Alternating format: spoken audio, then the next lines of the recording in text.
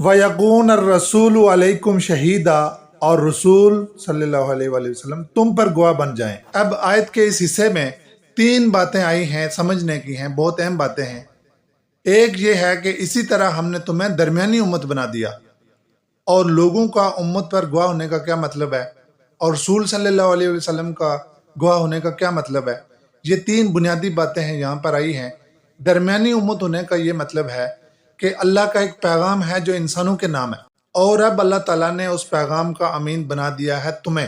پہلے وہ تھے یہودی اور نصارہ اہل کتاب، پہلی امت۔ پہلے اس پیغام کے امین وہ تھے، تورات ان کو ملی، انجیل ان کو ملی، زبور ان کو ملی۔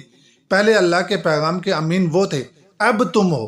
اب اللہ نے ان سے وہ حیثیت سلب کر لی ہے، اب اللہ تعالیٰ نے اس مقام پر تمہیں فائز کر دیا ہے۔ یہ تحویل قبلہ اعلان ہے اس بات کا کہ ایک نئی امت وجود میں آ گئی ہے جس کا اپنا قبلہ ہے اور اس کی ایک اپنی لیڈرشپ ہے، اور اللہ کو وہ مشن جس کے لیے اللہ نے کبھی بنی اسرائیل کو عظمت دی تھی، فضیلت دی تھی، اس مشن کو اب یہ امت محمد صلی اللہ علیہ وآلہ وسلم لے کر چلے گی۔ ایک تو یہ معنی ہو گیا درمیانی امت ہونے کا کہ اللہ تعالیٰ کا پیغام انسانوں کے نام، درمیانی کڑی تم امت محمد صلی اللہ علیہ وآلہ وسلم۔